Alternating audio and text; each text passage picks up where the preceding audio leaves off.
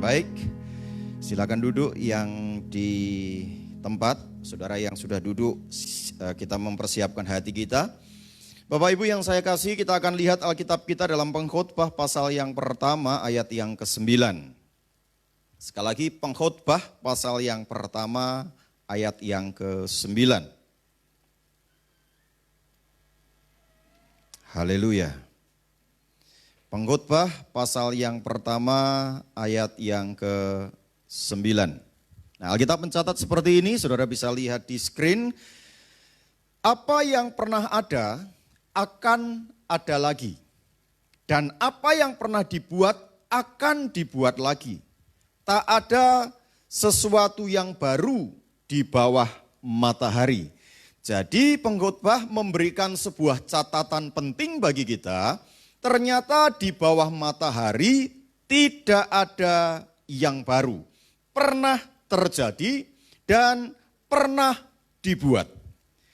Bapak Ibu, Indonesia hari ini sedang memasuki sebuah masa yang disebut sebagai new normal atau kehidupan normal yang baru. Nah, rupa-rupanya pandemi corona bukan saja mengacaukan Indonesia, rancangan manusia, tetapi juga seluruh dunia memiliki sebuah kekacauan yang sama.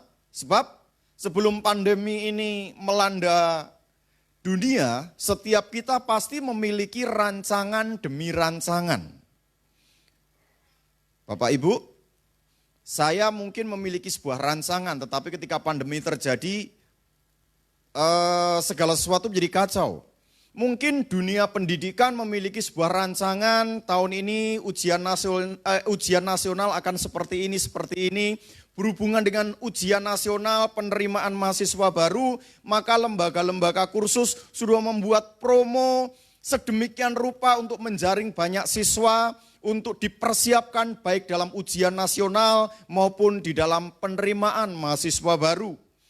Bapak Ibu mungkin yang memiliki uang cukup mempersiapkan investasi atau mau nambah investasi. Tetapi ketika pandemi corona, segala sesuatu saudara sekarang mesti berpikir ulang. Ada di antara saudara yang mungkin mau sederhananya giginya mulai bermasalah, mau pasang kawat gigi. Tapi dengan kondisi ini orang mau ke rumah sakit juga berpikir dua kali.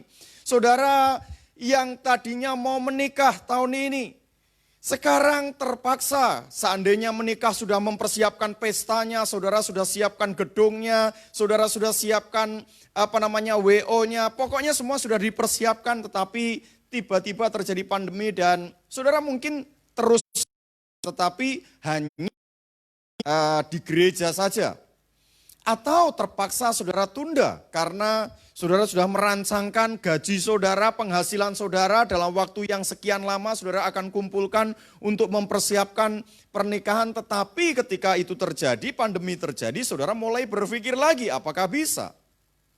Saudara yang sedang merencanakan bahkan dengan sangat matang kuliahmu atau kerja di luar negeri, saudara mempersiapkan segala sesuatu sedemikian rupa, tetapi sekarang kondisinya menjadi kacau. Saudara yang mau keluar negeri tidak bisa, saudara yang mau kerja juga sudah tidak bisa, uang sudah banyak keluar tetapi terpaksa harus ditunda.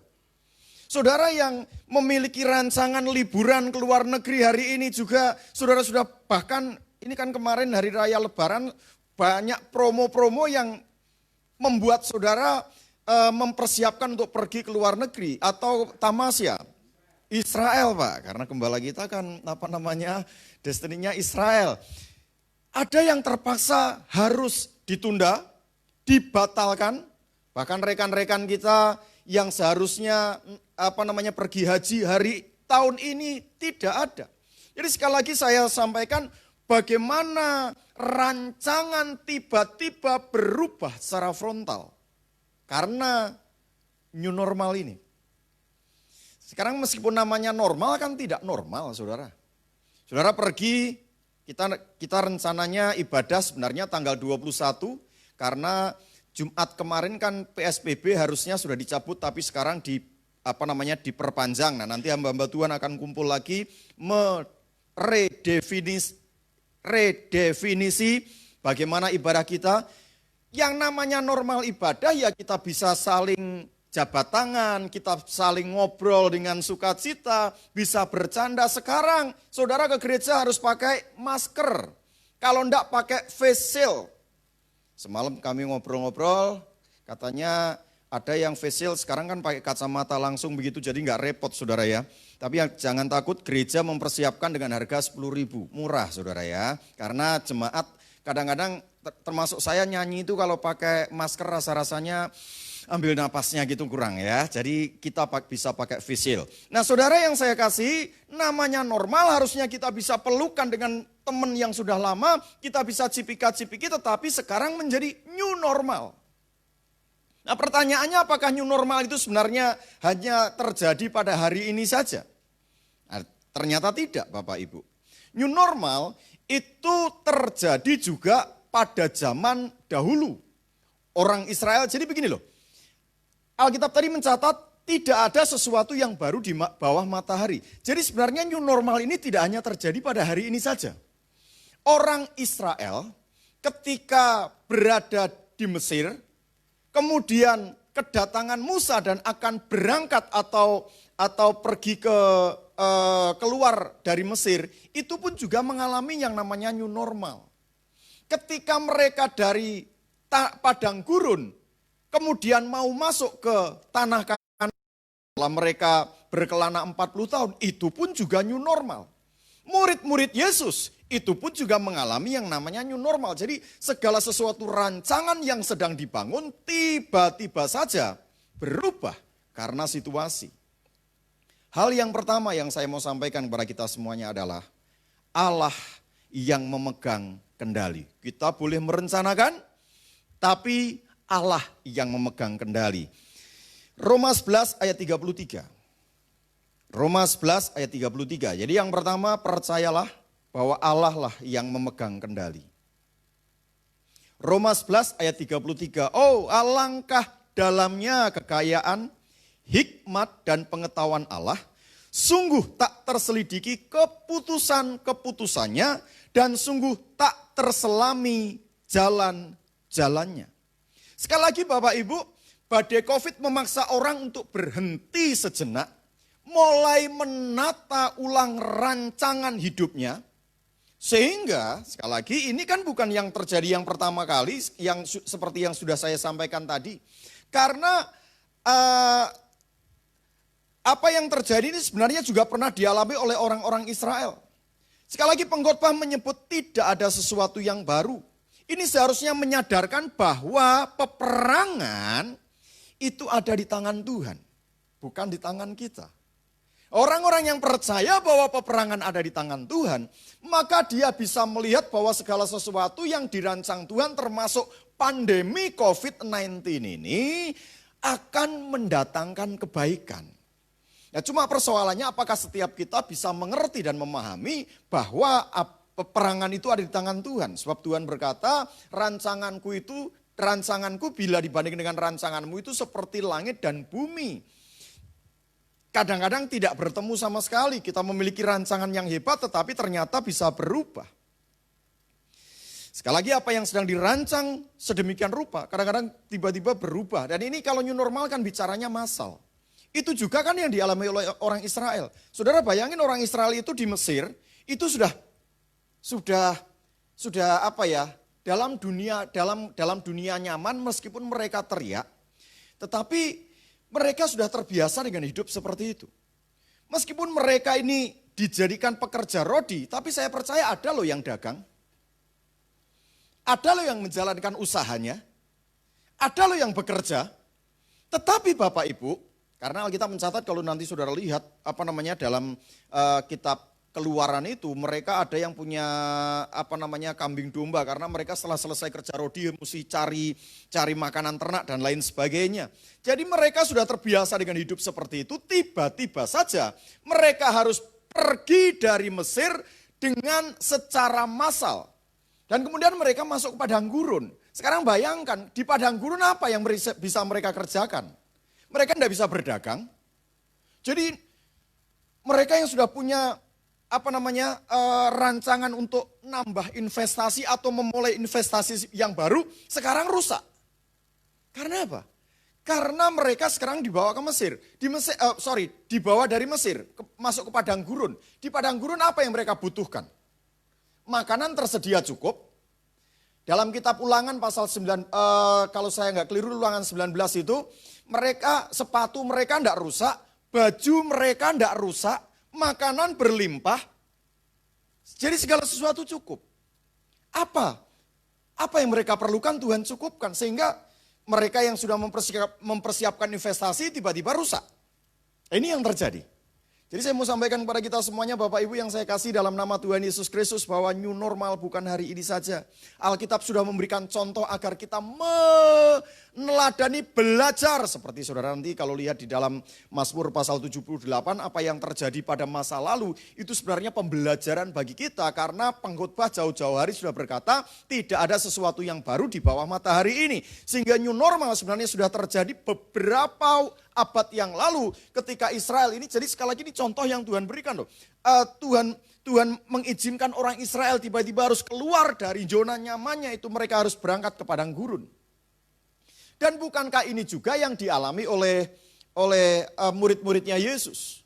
Bayangin, murid-muridnya Yesus itu 3,5 tahun bersama-sama dengan Yesus memiliki sebuah mimpi besar bahwa mereka akan masuk ke dalam kerajaan mesianik, kerajaan yang dijanjikan oleh Allah kepada Daud dan keturunannya. Saudara bayangkan Yudas mungkin bermimpi untuk menjadi bendahara di kerajaan baru keturunan Daud itu. Bagaimana mereka tidak punya pengharapan seperti itu. Saudara lihat Lazarus yang mati saja dibangkitkan kok. Orang yang lumpuh 38 tahun lamanya disembuhkan, orang tuli mendengar, orang bisu berbicara, setan model apapun, KO sama Yesus. Loh bayangin loh saudara, dan itu diperkuat lagi ketika dalam sebuah penglihatan, Yohanes, Yakobus dan Petrus melihat Yesus bersama dengan Musa, bersama dengan, siapa lagi tuh?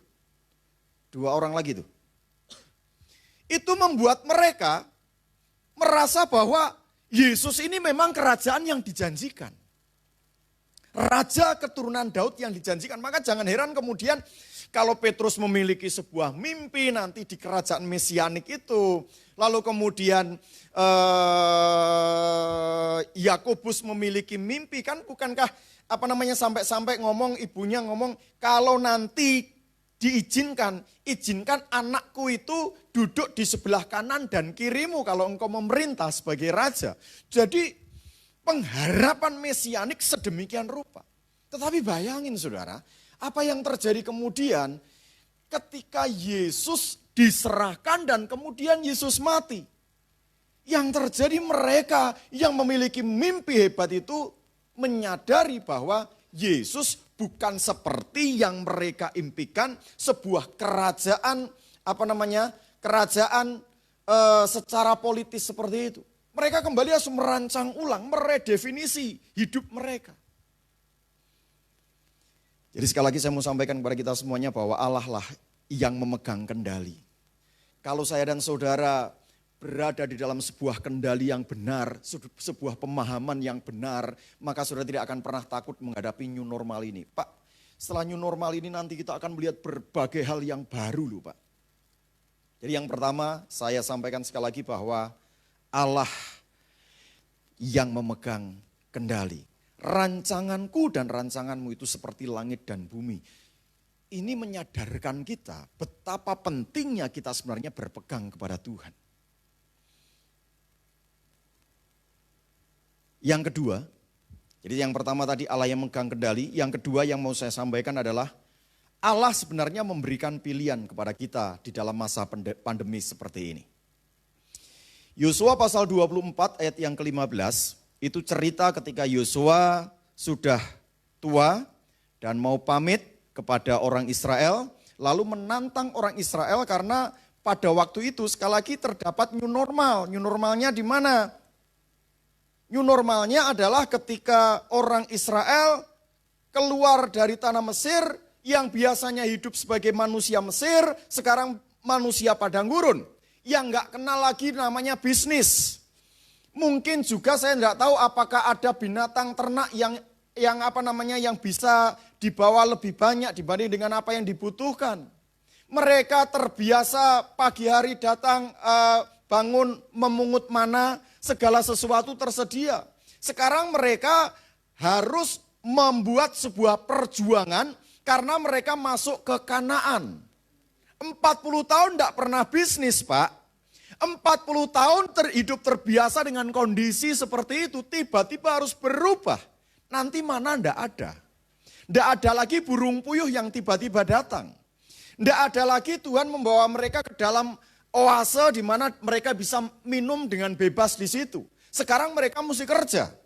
Sekarang mereka mesti membuka wawasan bisnis mereka. Sekarang mereka mesti membuka bahwa di sekeliling mereka ada musuh, ada pedang yang harus mereka lawan. Di sekeliling mereka yang tadinya kalau di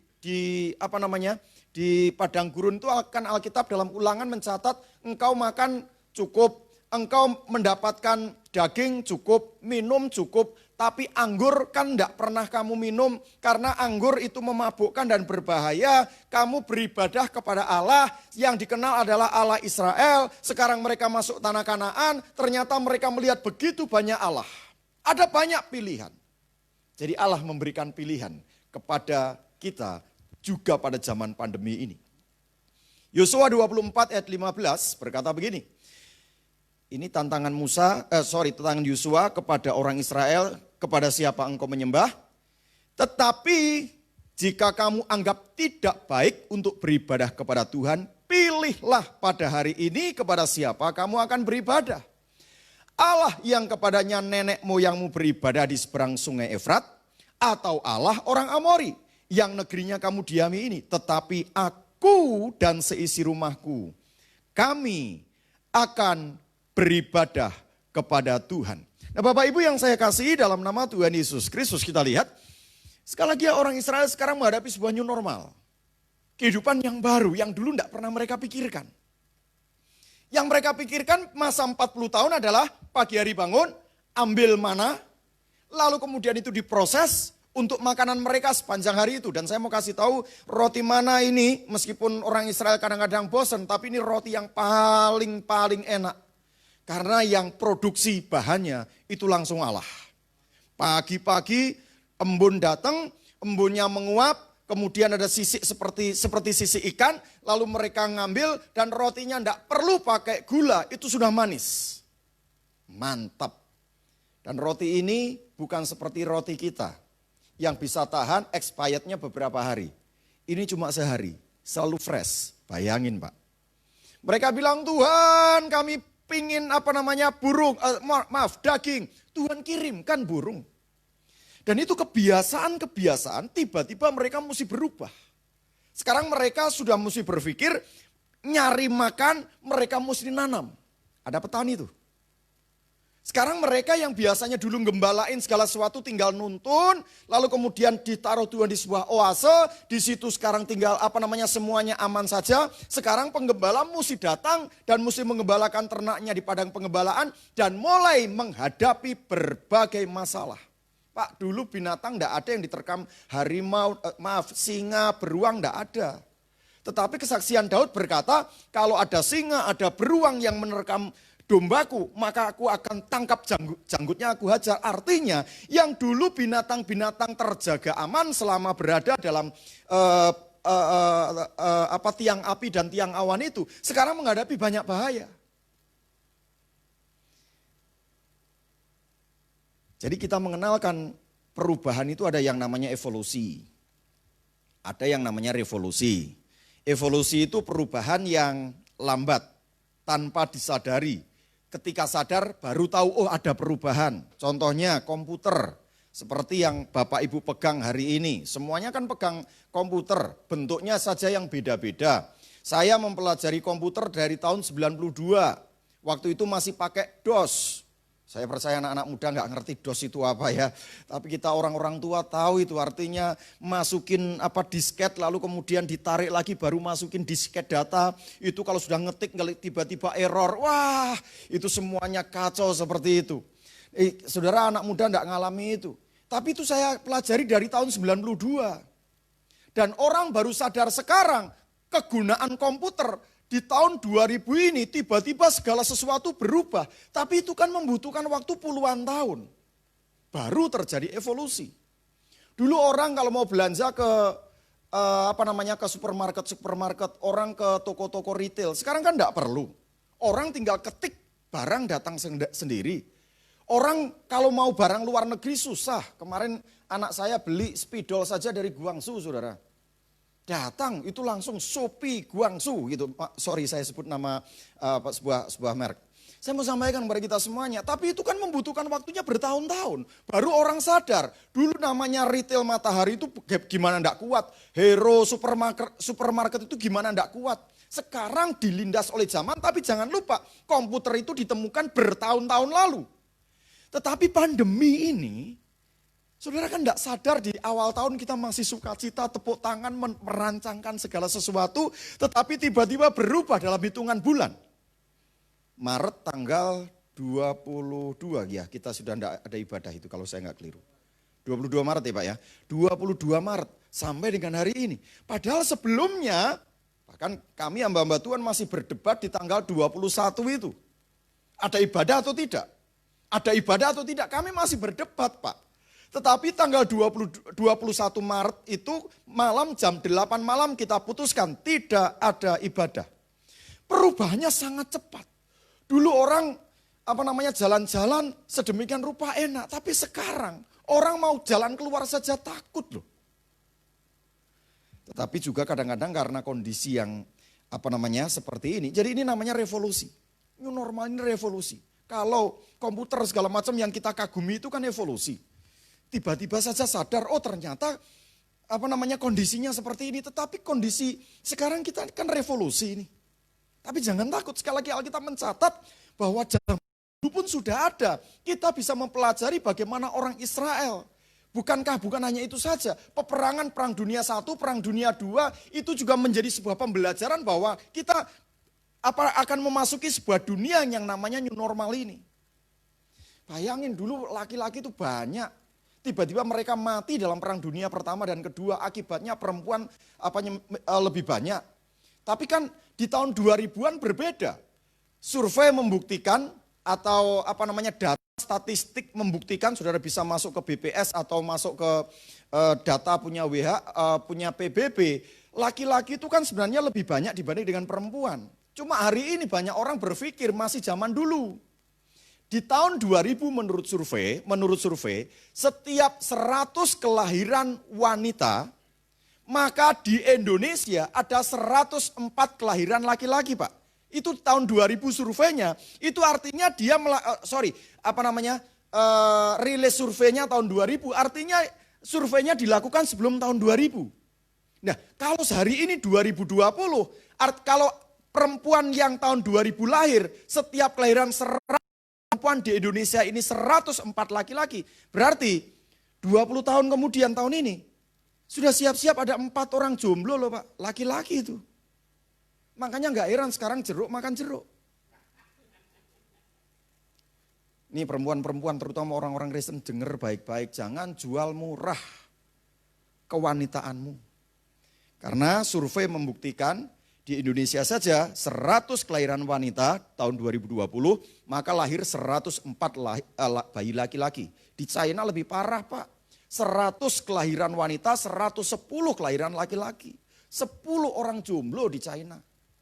Ini wanita-wanita jangan jual murah kewanitaanmu. Nah, dalam kondisi revolusi seperti ini, tiba-tiba kita masuk ke sebuah new normal, kan kita sekarang sudah mesti berpikir. Saudara dulu pergi kemana-mana Pak, termasuk saya ini kalau saya pergi kemana-mana pulang, begitu lihat ada makanan di meja langsung comot makan Pak. Sekarang mikir, sudah cuci tangan belum? Sudah pakai sabun belum? Betul ya? Berangkat keluarin motor saja sudah mikir, sudah pakai masker belum? Sudah pakai helm loh itu? Oh belum pakai masker. Balik lagi masuk ke dalam. Kalau dulu boro-boro mikirin masker, yang penting kalau sudah naik motor langsung jalan, kan begitu. Saudara dulu jalan-jalan kemana-mana bebas-bebas saja. Sekarang orang mulai mikir, ngerti bahwa ada yang harus dipelihara.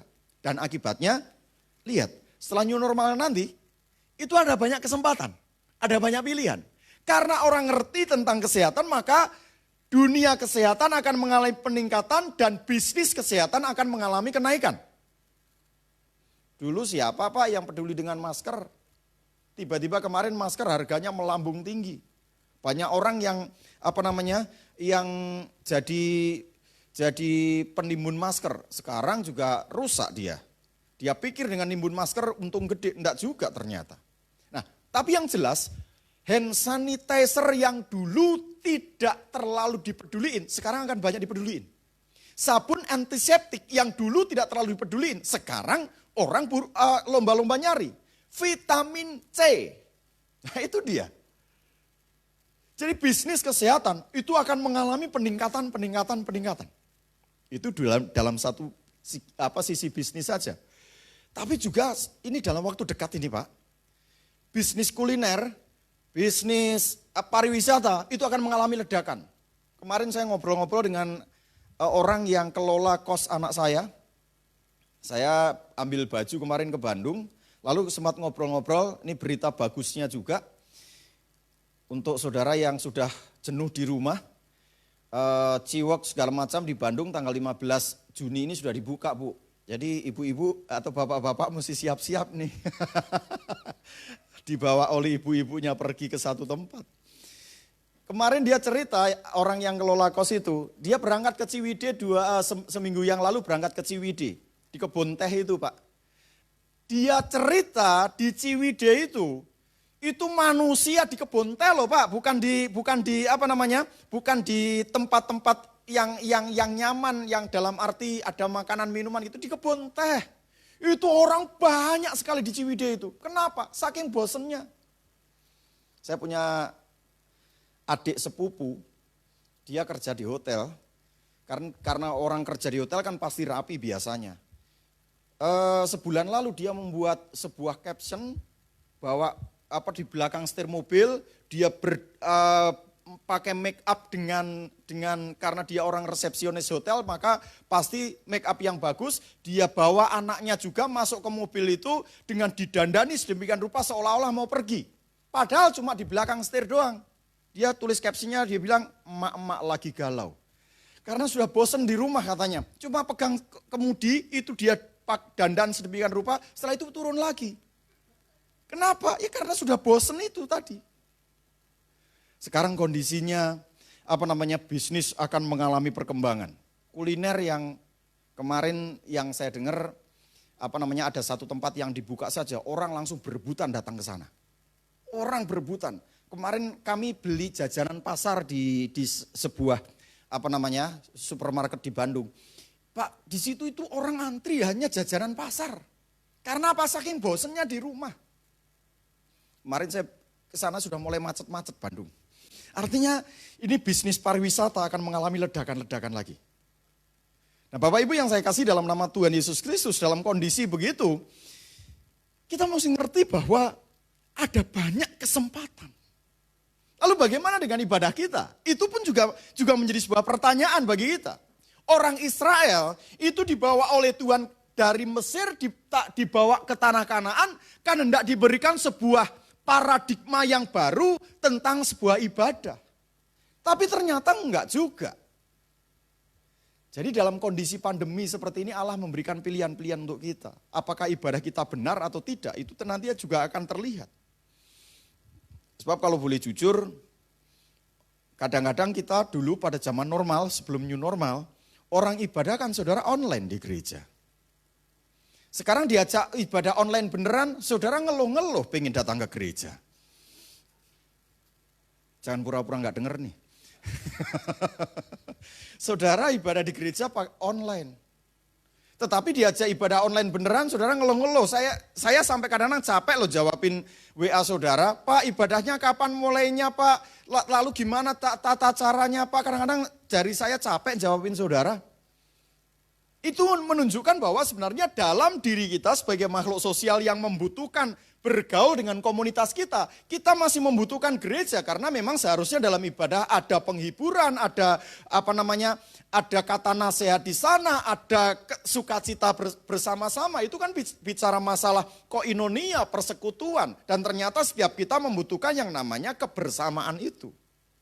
Jadi jangan berpikir saudara datang ke gereja itu yang penting saudara duduk, nyanyi, dengar firman Tuhan, kasih persembahan kolektor, lalu kemudian terima doa berkat, setelah itu pulang.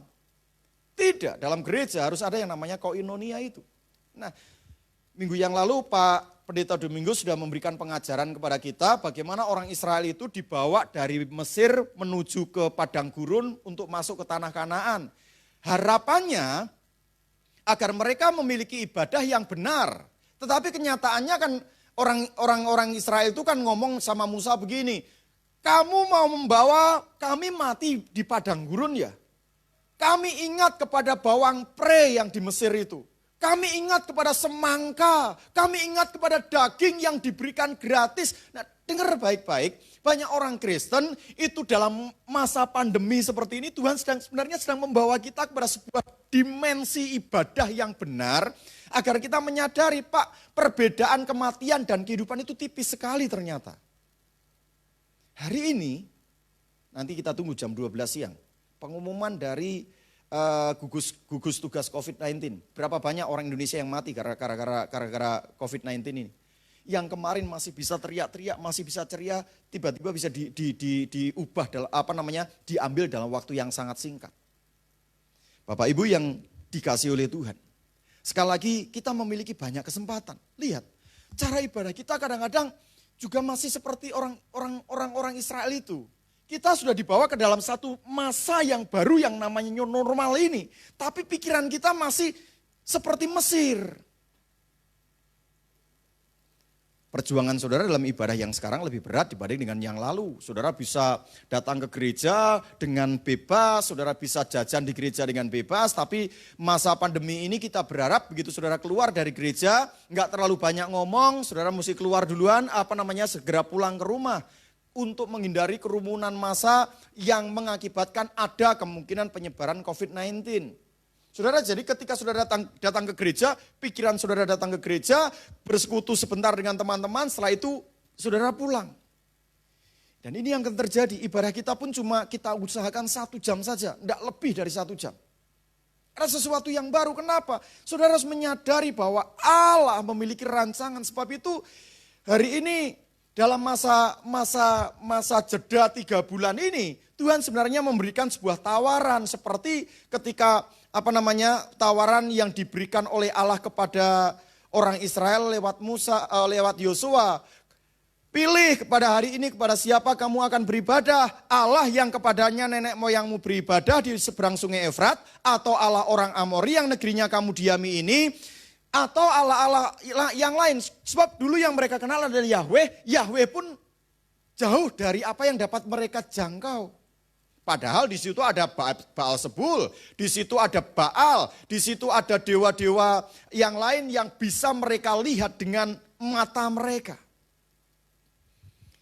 Musa diutus kepada orang Israel untuk memperkenalkan Tuhan. Yesus datang di tengah-tengah murid-muridnya untuk memperkenalkan karya-karyanya kepada murid-muridnya. Hari ini saya juga mau sampaikan kepada kita, Allah datang lewat pandemi ini untuk memperkenalkan kepada kita semuanya. Catatan pentingnya adalah apakah lewat fenomena ini maka Tuhan menjadi prioritas kita atau tidak.